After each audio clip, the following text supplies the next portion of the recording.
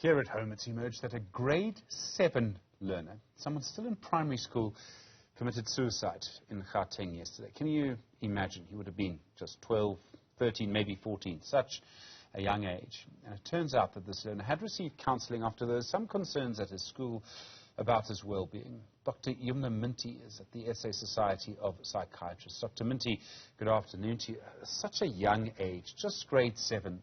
Are we seeing more cases of suicide involving such young people? Hi, Stephen. Good afternoon. Are we seeing more cases like this involving such young people at the moment? Hi, Stephen. Yes, unfortunately, this is not an isolated incident. I think in the past year, we've probably had about 5 or 6 suicide deaths in school children, and this includes primary school as well as high school children. What makes it more tragic is that these children have not been able to, or in generally in these circumstances, these children have not been able to access support, or, these suicides have sort of come out of the blue. So, nobody's had any kind of idea that something like this was going to happen. And while any death by suicide is a death that is completely preventable, the fact that this is such a vulnerable segment of our population makes this even worse. Do we know why it seems that this is happening among younger people than it used to? When I was growing up, my parents made it very clear to me about how support was available and what was happening. We knew that it happened often, when people received their matric results, for example, people who were 17, 18, 19. This poor boy was just 12. I know. And I think, first of all, it speaks to, as part of broader society, how we have such a lack of mental health awareness. And such a lack of mental health services. And then, like I said, when you look at individuals who are so vulnerable, such as children, who depend on so many other things and who are vulnerable to such significant psychosocial determinants, these things become a problem. So, for example, as children, they may not know how to access services, and they may not be able to understand where to find assistance in terms of their mental health. They would rely on adults in their lives to be able to assist them with this kind of thing. Another important factor is that children, unlike adults, lack the emotional vocabulary, if you will, or the articulation to be able to express their emotional distress. So whereas in adults, somebody may be able to say, I feel depressed or I feel anxious. In children, this normally comes out or often comes out in terms of their behaviors. So as an example, a child who feels depressed may start acting out or having temper tantrums. Their school performance may decline. They may start becoming quite defiant at home. They may not find interest in things at school. And often these behaviors are labeled as, problematic. These children are labeled as naughty, and the route that's taken is often that the action towards them is punitive, rather than trying to understand the behaviors and try and get them assistance. In the same way that the rest of our population is victim to things like social problems, economic problems, the high rate of violence and domestic violence, gender-based violence, and the high rate of substance use, our children are also exposed to these things. They may witness domestic violence in the house. Drugs and substances are quite easily available and may be used as a crutch or, a sort of a medication to try and help with these problems.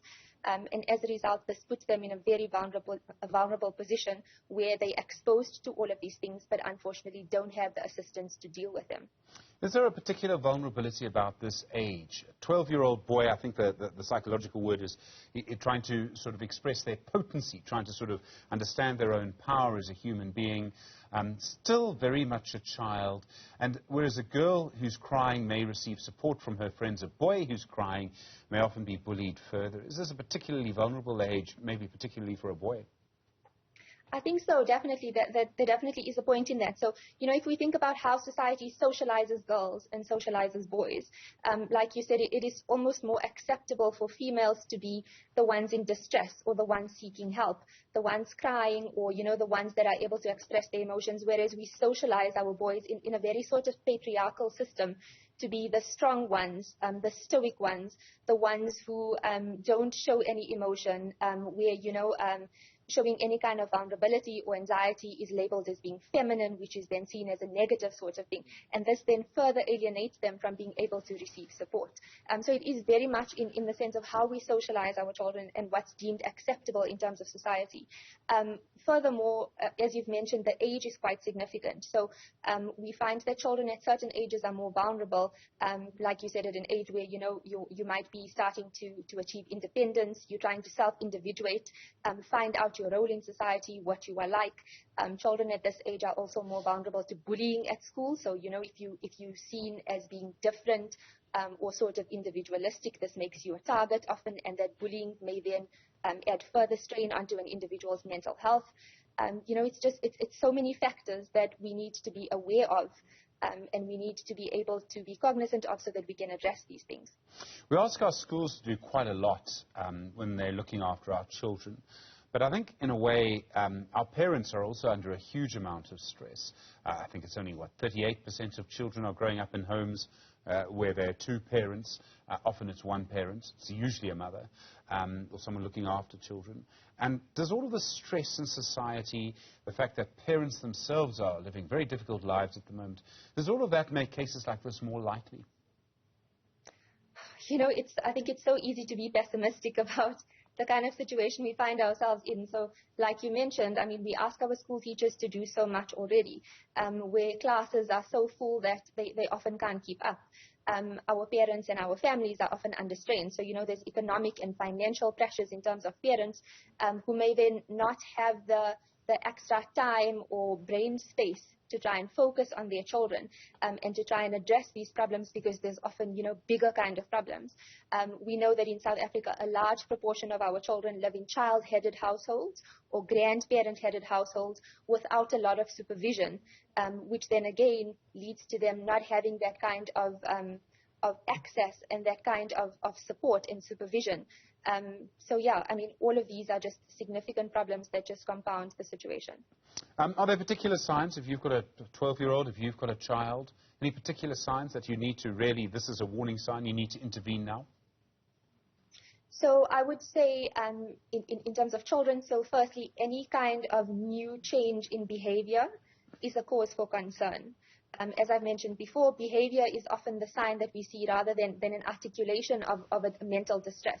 So any kind of change in behavior, so for example, not wanting to be with the family, not communicating, isolating oneself, not enjoying things like sport or other activities that the child used to enjoy before, being quite angry, being quite difficult or, difficult at home, a change in mood, perhaps being quite irritable, decline in academic performance, hanging out with the wrong crowd at school, for example, new onset use in substances.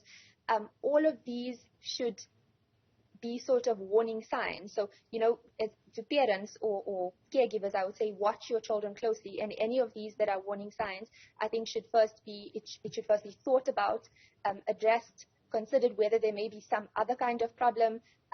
Have open channels of communication with your children so that if they're struggling with anything, they feel free to be able to come and speak to you about things, rather than having the first step being, a sort of a punitive reaction to any of these kind of behaviors.